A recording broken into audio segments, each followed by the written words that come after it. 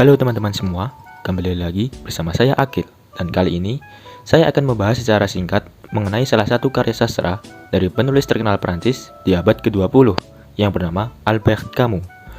Tetapi, sebelum ke inti pembahasan, mari kita bahas sedikit tentang siapa sih beliau itu. Dilansir dari Britannica, Albert Camus lahir di Mondovi, Aljazair, dari kedua orang tua yang berasal dari Prancis.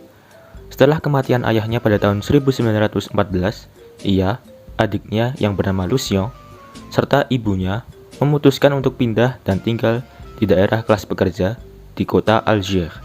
Camus adalah seorang novelis. Karya-karya terkenalnya berupa novel yang berjudul L'étranger dan La Peste. Hingga pada tahun 1957, dia dihadiahi penghargaan Nobel Sastra. Lalu, apa aja sih ideologi atau gaya penulisan Camus dalam menciptakan sebuah karya? Nah, Albert Camus menggunakan novelnya yang berjudul L'étranger untuk mengeksplorasi lebih jauh mengenai konsep absurdisme, sebuah konsep yang mempertanyakan apa arti dari hidup ini. Absurdisme percaya bahwa hidup ini tidak bermakna, seperti yang dikemukakan oleh Kierkegaard, bahwa disebabkan oleh realitas Tuhan yang berada di luar pemahaman manusia, tidak masuk akal dan menjadi absurd bagi manusia untuk percaya kepada Tuhan.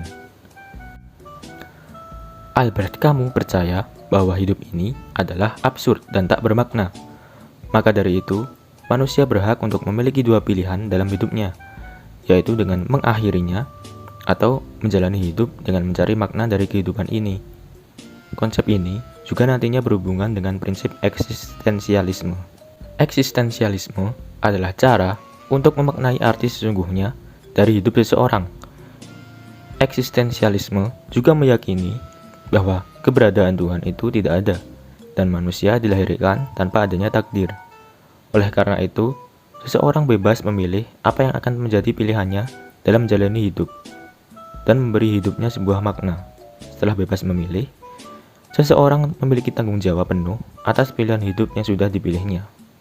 Setelah penjelasan kedua konsep tersebut, mari kita ke pembahasannya. Kali ini, saya akan membahas secara singkat salah satu karya beliau yang berjudul L'exil et le royaume, La Pierre qui pousse. Karya ini ditulis Camus pada tahun 1957. Tokoh utama dalam cerita ini bernama Daras. Dia adalah seorang insinyur pembangunan yang sedang mendapatkan pekerjaan untuk memperbaiki sebuah bendungan di Brazil, lebih tepatnya di kota Iguape. Bersama sang sopir yang bernama Socrates, ia pergi ke kota yang kumuh itu. Di sana, mereka disambut dengan baik oleh wali kota dan kepala polisi setempat.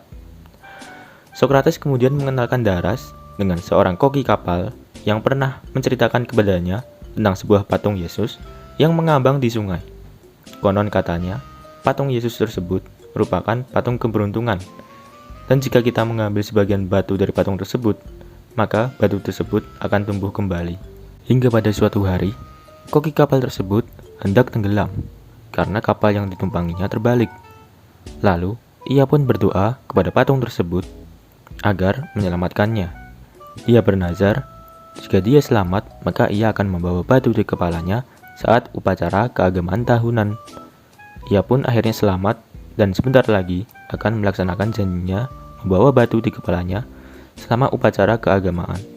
Sang koki pun mengajak Daras untuk makan malam di rumahnya dan datang menghadiri upacara tersebut esok hari.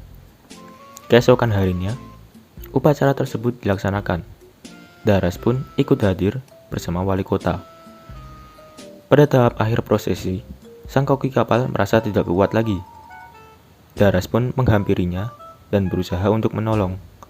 Ia kemudian membawa batu tersebut bukan ke gereja, melainkan berbalik arah menuju tempat perapian untuk membakar batu tersebut. Daras yang kelelahan pun ambruk ke dinding dan dia dihampiri oleh koki dan keluarganya. Di saat itulah, Daras merasa bahwa dirinya sudah tidak memiliki perasaan yang diasingkan lagi, serta ia telah menemukan rumah barunya, yaitu di kota Iguape. Unsur eksistensialisme dan humanisme sangat kuat pada cerita ini. Sang juru masak kapal merupakan seseorang yang bebas. Tidak seharusnya ia terikat oleh janji konyol yang berkaitan dengan agama, tetapi malah memperberat hidupnya. Dia juga memiliki pilihan untuk mengingkari nazar yang ia buat. Menurut Daras, sang koki dapat selamat setelah hampir tenggelam. Itu merupakan hasil dari usahanya sendiri. Daripada membebani hidupnya dengan membawa keliling batu yang berat tersebut, Daras memilih untuk membakar batu tersebut agar kejadian seperti ini tidak terulang lagi di daerah itu. Nah, demikianlah pembahasan singkat dari salah satu karya Albert Camus. Sampai jumpa di video selanjutnya. Dadah.